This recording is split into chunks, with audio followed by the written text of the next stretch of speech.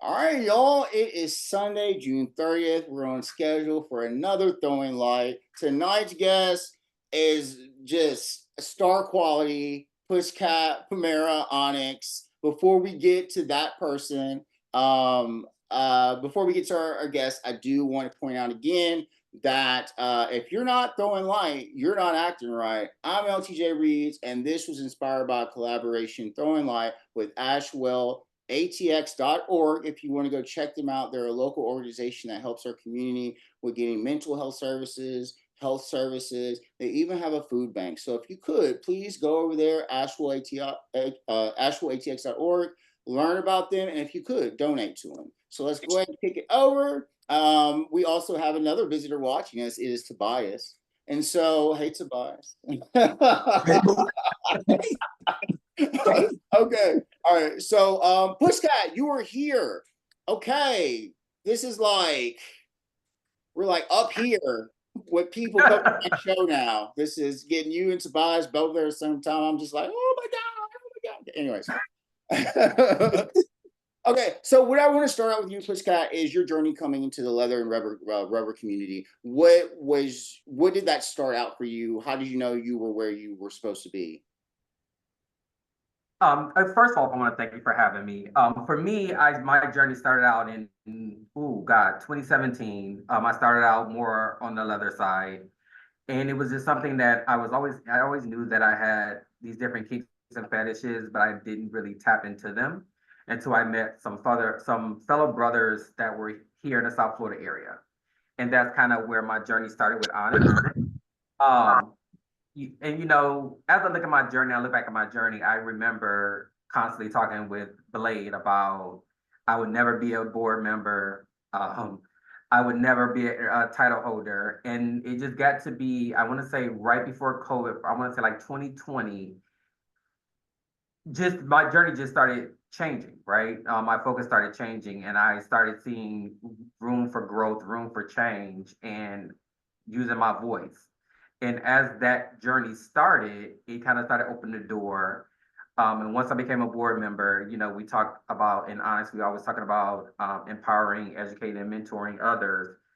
And the topic always comes up about title holders. And I was kind of like, I can't encourage others that might be interested in becoming a title holder if I want to put myself out there. So we had our Florida rubber, because I started getting into rubber at that point, realized that there haven't been a lot of previous POCs in the rubber community. We had one, which is Spirit Onyx, was the year right before me. He ran, and then he ran during the COVID years, and he really didn't get a chance to really be out there and be visible. So that really put fire behind me to go ahead and just tip my toe out there and put my hat in the ring. And of course, I became Florida Rubber. During that journey, I always knew that I wanted to hit the international stage because, again, the representation has not been there. And at this point, there had not been a Black winner, um, nor has there been that many Black individuals who actually graced the stage of MIR. And so that's what kind of led me on this path. And then, during the reason of the contest, walking into it, I was just kind of like, just being here is enough, right? Just being present in the moment as a Black male identifying on this MIR stage, competing.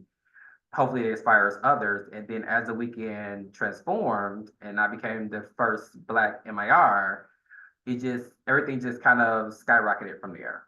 Um, and I think that has been an amazing journey. A lot of times when it first happened, I was kind of nervous about traveling overseas and what it would be like being a Black man of color, especially with the one that embraces their feminine side. How would it be perceived and accepted, especially traveling alone? And I was truly embraced the entire time. I've not had a negative experience traveling overseas. I've heard stories from others. That has not been my experience at all. Actually, I think I spent more time overseas during my title year than I did in the States. Interesting. And so, like if for people that don't know you, like when you're decked up and you walk into a room, I mean, people stand up and just applaud sometimes. So like, just get that you're owning everything that you're talking about right now, and that when that confidence that you have when you pass by, like people feel that, and that like this is how I'm representing myself and I'm doing the damn thing.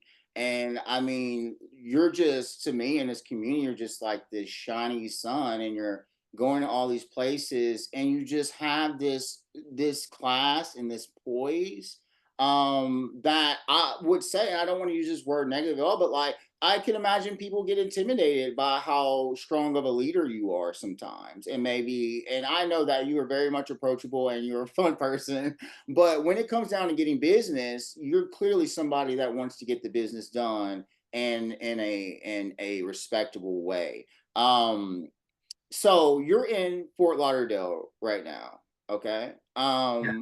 And you know you're the first MIR that, as a person of color. You know, we talked a little bit before I went on about being successful as a black person in any industry, and especially in any kind of international industry.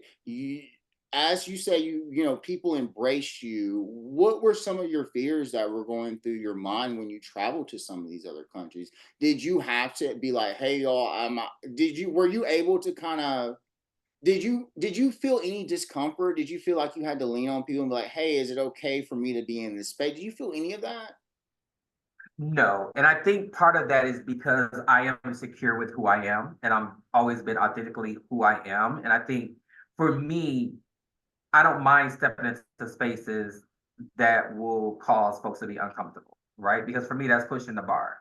Because one thing I always say is that when I step out, when I'm in presence, even as MIR, is not about me. It's about, and it's not even about the masses. It's about those who are on the sidelines who might see something in me that is in them that would empower them to be their authentic self. And I think that when you tap into your authenticity and you're being authentic, it the energy channels out, right? So that's why it was times where I was kind of like, okay, I'm going over here. I've never been over here. Is it going to be this? Am I walking into a very toxic masculinity space? Am I gonna like, I don't know, have pushback or anything? But it's about being confident in yourself. And everywhere I showed up, I didn't feel it. And if it was there, I didn't pay no attention. I embrace those who embrace me. Um, and clearly I don't feel it because I keep going back. So, you know, and I just want to let people know I'm looking at Pushcat's travel schedule, and you know, he's right. So, you know, Australia, Amsterdam, Norway, Barcelona, Wales, UK, Manchester. I mean, all these non-American, these international cities, and you're going on and you're representing that. Um, how has this made you grow into not only into your journey as Mr. International Rubber, but you have been doing a lot of traveling and getting this exposure as your authentic self.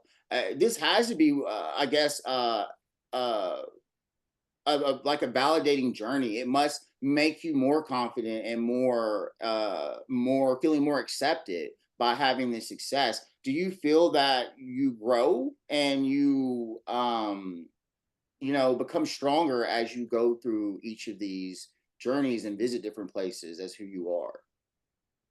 For me, it's definitely a humbling experience. When you think about, I mean, last year I did 16 countries, right, in a year, multiple cities, multiple times.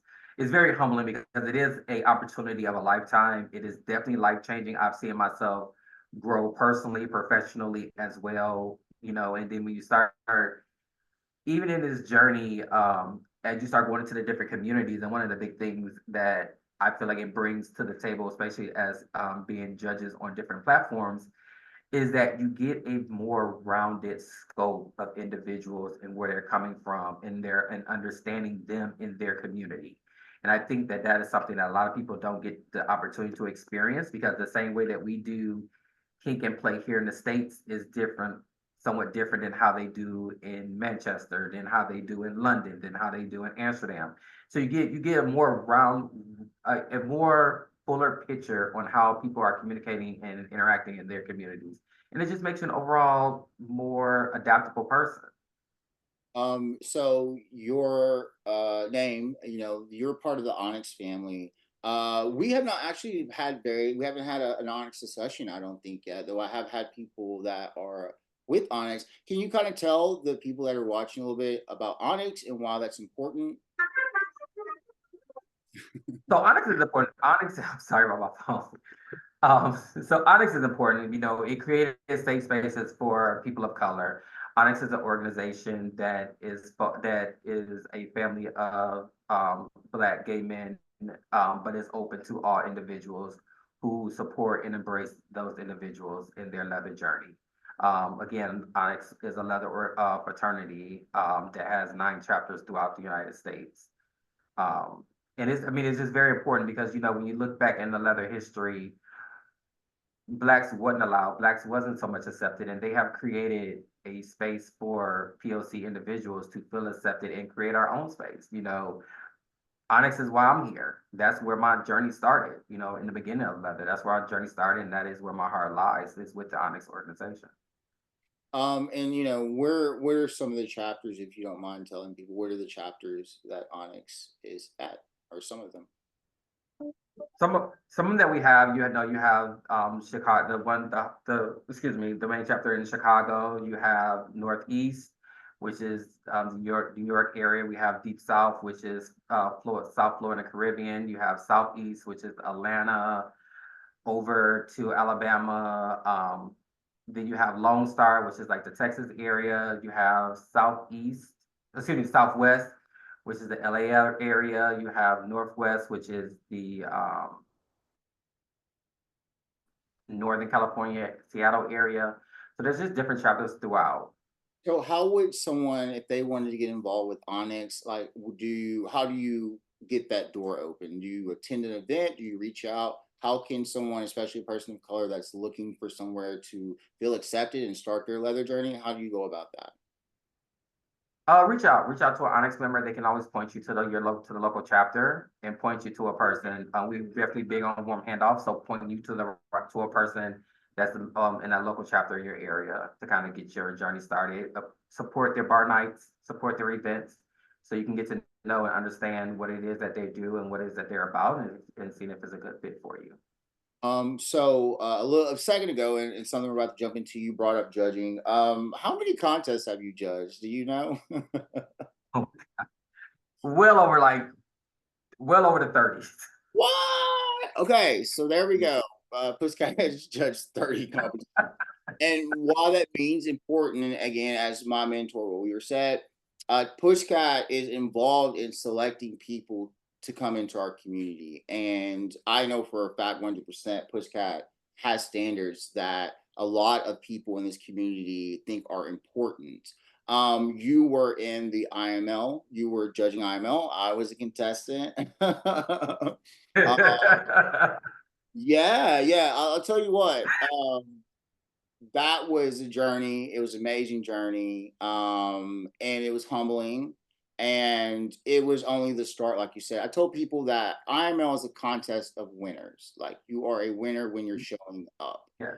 It's a moment to try to showcase a lot of what you do into a moment, and it doesn't dictate like what you have accomplished outside the competition. It's just literally there to be seen and show the people in our community what we're up and what we're made for. You know, being a part of helping choose, you know, I am the next IML, which is Jamal, which is yay. But having judged over 30 contests, you know, what are you looking for as you're looking for people to join our community? What makes you feel like, okay, this person has the right intentions? I feel like this is the person to come in. Like, what are you looking for?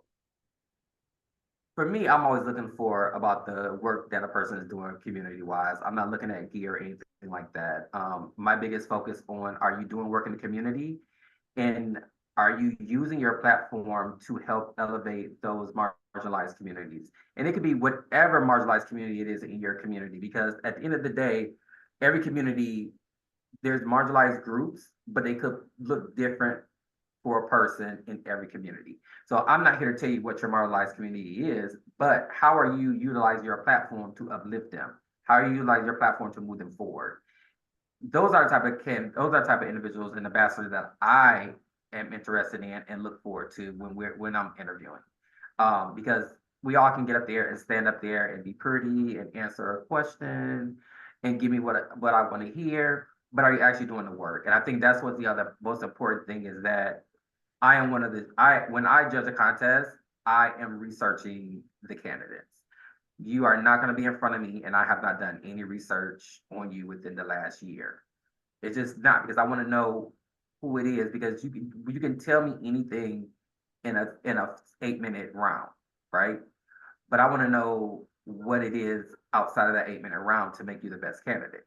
Because at the end of the day, you're taking on a platform that definitely influence others. And how do you move? We're in a time where we're trying to move the community forward. So are you for moving the community forward, or are you just kind of, you need this for your ego?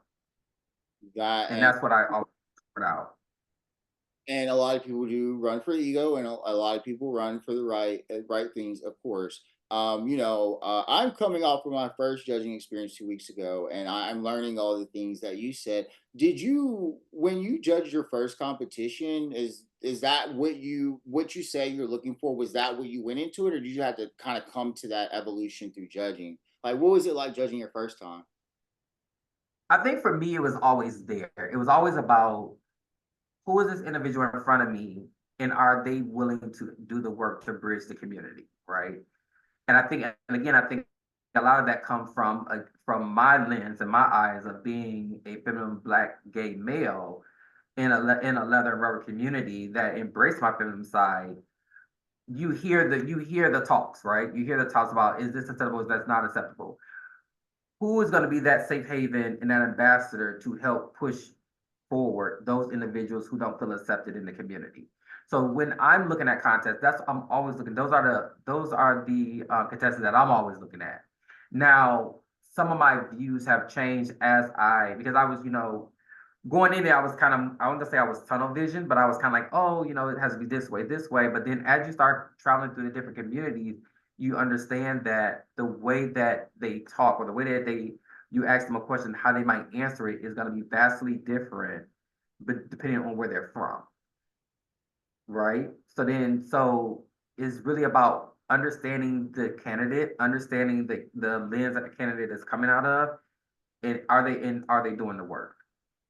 And for anyone that is a title holder or is interested in doing a title, know that reputation is very important. And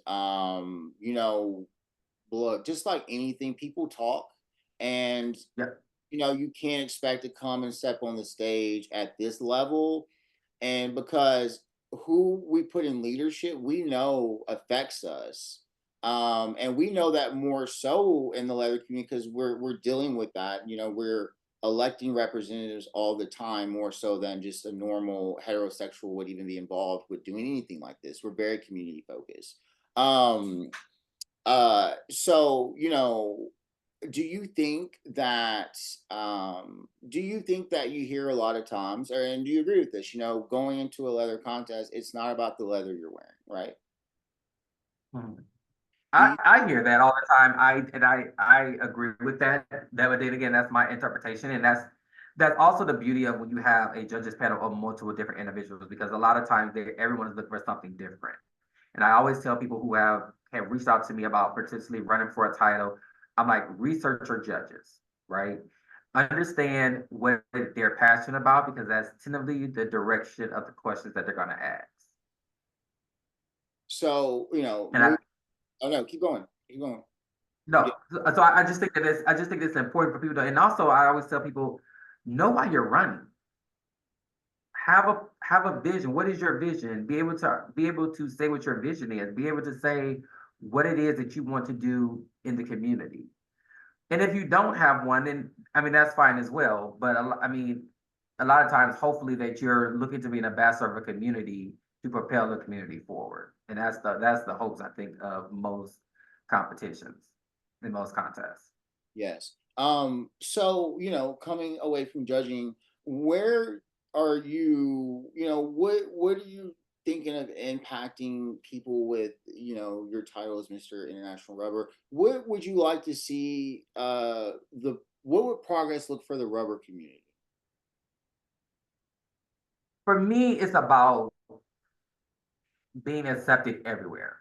Oftentimes one of the things that kept coming up during my, especially throughout my entire year and continuously, is like when I talk to like other ambassadors, how they might say they don't really do events at like a leather bar, or they don't show up to some of the other events because they don't really feel welcome.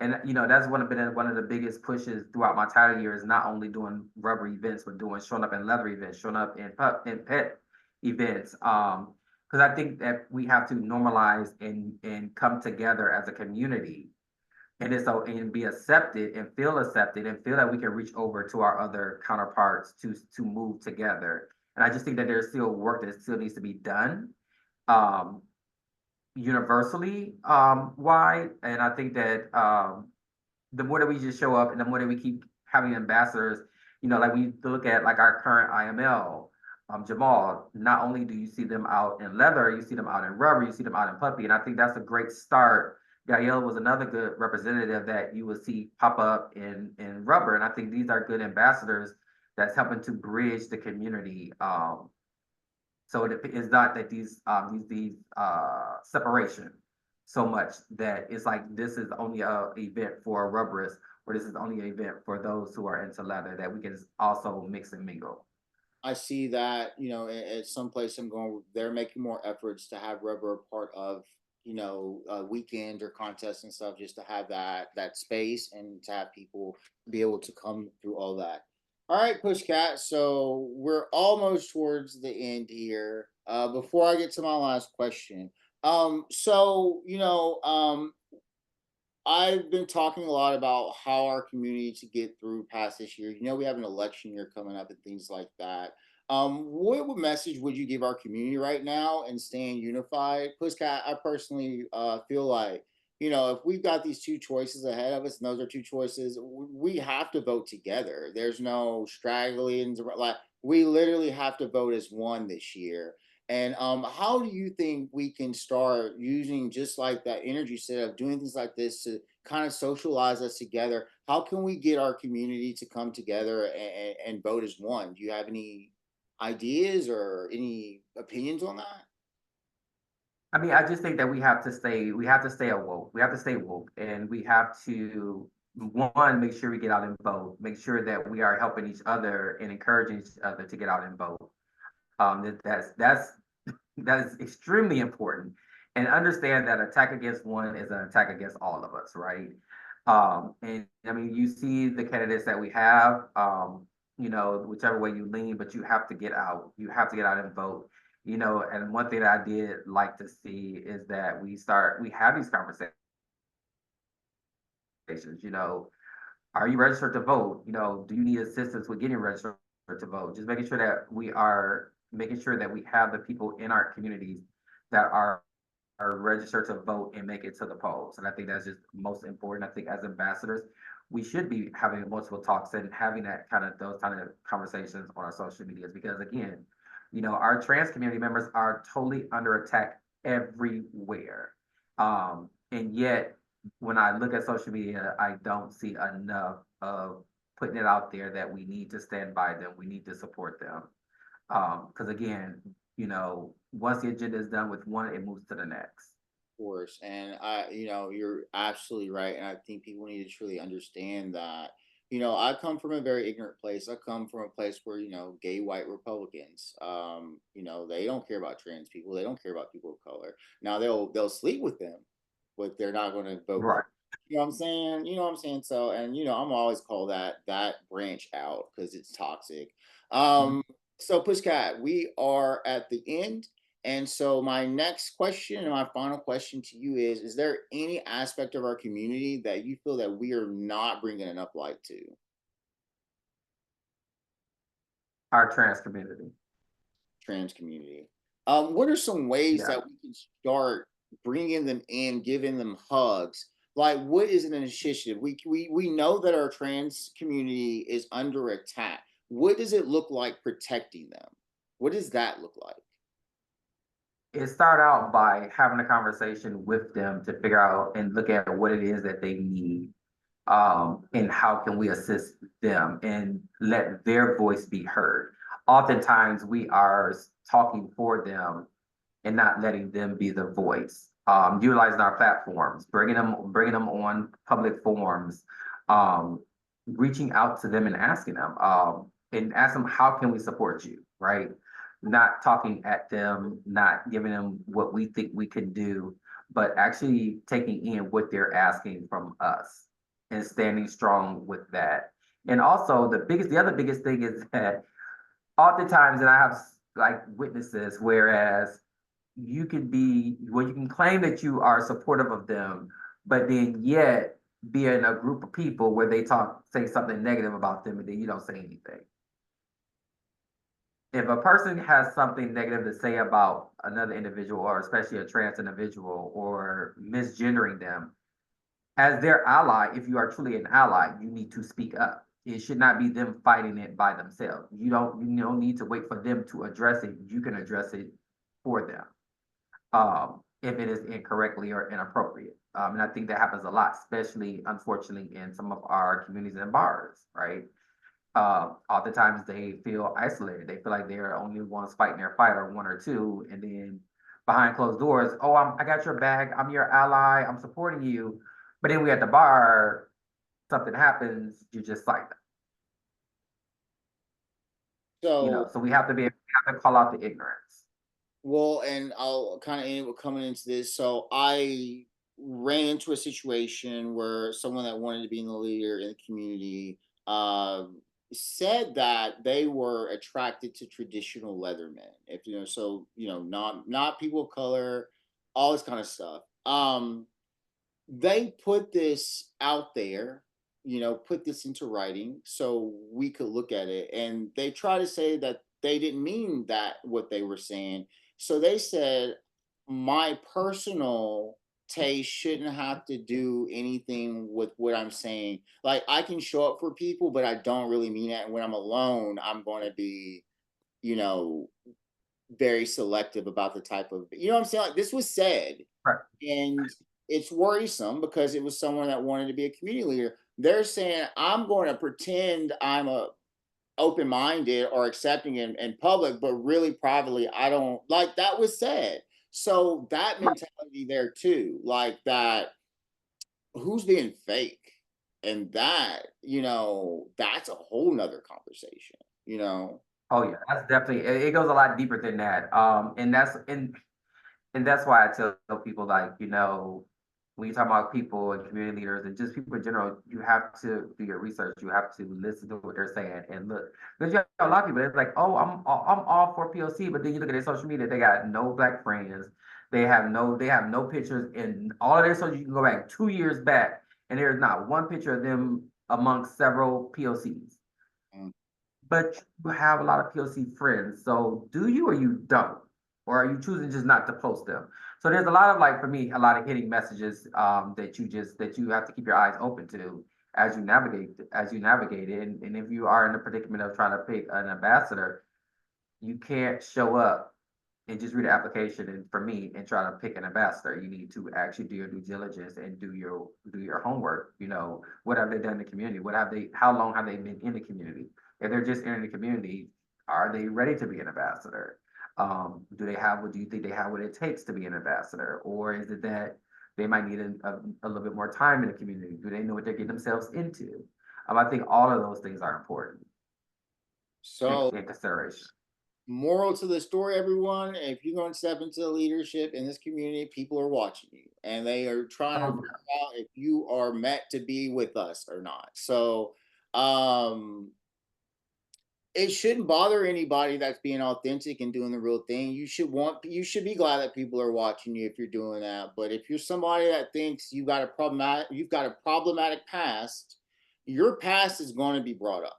It's going Oh to. yeah.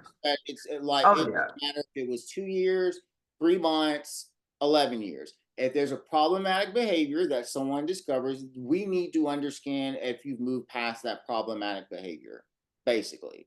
Okay. And Oh, some you'll cases, be amazed. you'll be amazed on, you know, when contestants are announced and when judges are announced, how messages flow in about stuff, you know, and not saying it's right, wrong, or indifferent, but it happens, right? So your reputation is what you have, and you have to stand on it, and you have to be authentic, and you can't project and be on stage and present one way, but then you're known to be presented or perceived a whole nother way. All of that comes to play. That's why I always tell people, be authentically you and be the best representation of you, whether it's going to cause you to win the competition or it causes you not to win. When you walk away, you are completely you, and no one can walk away and say, yeah, that was Pusckatt on stage, but they were so hyper masculine, and I just never seen that out of all these years. And why now? And then you try to answer to that because you're trying to fit a mold. That's right. Yeah. So don't try coming in and changing your identity on stage because people. Because they do, people do it. It's like, what? Okay, that's not what you. That's okay. Be But cohesive in you are and who you are. Be cohesive. Don't be all over the place. yes, All right, so that brings us to the end of this episode. Pusckatt, I want to thank you so much for being on here. I know I'm going to see you in October. Maybe I'll see you before that. You will be at the Mr. Austin Eagle, Ms. Austin Eagle yes, competition October 25th to the 27th. That is my yes, I step will. annual, and so Pusckatt is going to be there. I'm excited about that. So I'm going to try to put on a show for my step down for y'all. I'm gonna throw some tricks. Okay, There's gonna be all some. right. I'm not stepping down, I'm stepping up. Watch. Well, you know, I always say one thing I've learned, you know, once you pass off the sash, that's when the real work begins. So, Oh, and what that's so it also, don't just stop. but when you step on the IML stage and when you walk up there, people are like, okay, is this the part? Like, because at the end of the day, are you still doing the work that you were doing prior Right? to doing? Because some people do drop off the map because that's all for it. But that's when you earn everybody's respect. And I've learned that just in a Yep. month because it's me continuing to do the work that gets there. People are like, welcome into our family. You know what I'm saying? That's your moment to show who you are for real. And it's not about just winning. It's about continuing a relationship with people that want to look out for each other and be there for each other. And we don't want that to be misconstrued. And we want to keep that safety that we're trying to create in our community. All right, y'all. Exactly. That brings us to the end. I believe we're going into July, and I absolutely cannot remember who your July guest is going to be, but just stay tuned and we will get there. Pusckatt, I love you. Tobias, I love you. That's the end of throwing light. And if you're not throwing light, you're not acting right. Bye. All right. Thank you. Bye bye.